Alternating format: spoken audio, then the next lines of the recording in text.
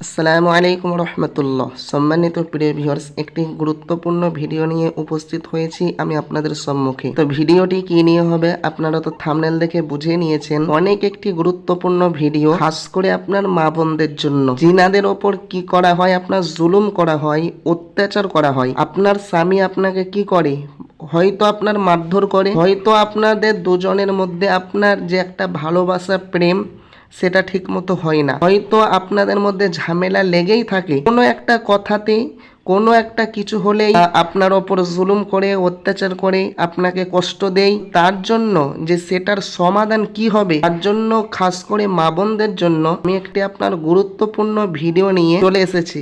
ইনশাল্লাহ আজকে সেটার সমাধান হয়ে যাবে। আপনার ওপর অত্যাচার করা হয়, আপনাকে মারধর করা হয়, ইনশাল্লাহ এটা ঠিক হয়ে যাবে আল্লাহর কোরআনের দ্বারাই ইনশাআল্লাহ। তো দেখুন, সর্বপ্রথম আপনার কাজ হবে 5 ওয়াক্ত নামাজ পড়া। আপনি 5 ওয়াক্ত নামাজ পড়বেন। 5 ওয়াক্ত নামাজের সময় আপনি একটা সময় আপনি নির্দিষ্ট করে নেবেন যে আমি এই সময় এই দোয়াটি পড়ব। আপনারা স্ক্রিনের উপর দেখতে পাচ্ছেন এই যে আরবিতে সুন্দর করে লেখা আছে এবং নিচে আমি বাংলাও লিখে দিয়েছি। যিনারা আরবি জানেন না তিনাদের জন্য তো দোয়াটি আমি মুখে আপনার উচ্চারণ করে বলে দিচ্ছি, তো আপনারা শুনুন। দোয়াটি হচ্ছে এই, আল কয়তু আলাইকা মাহাব্বাতাম মিন্নি।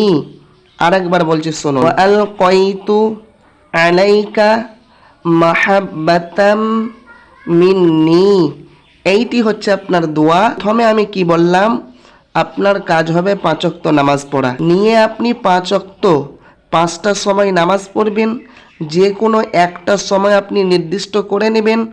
সেই সময় আপনি এই দোয়াটি 7 বার পড়বেন। 7 বার পড়ার পর আপনার স্বামীর পিক, আপনার স্বামীর ফটো, আপনার স্বামীর ছবি, যেটাই বলুন না কেন, তার ওপর আপনি দম করবেন, অর্থাৎ 3 বার ফু দেবেন। দোয়াটি 7 বার পড়বেন, নিয়ে 3 বার আপনি ফু দেবেন। ইনশাআল্লাহ আপনার কাজ হবেই হবে।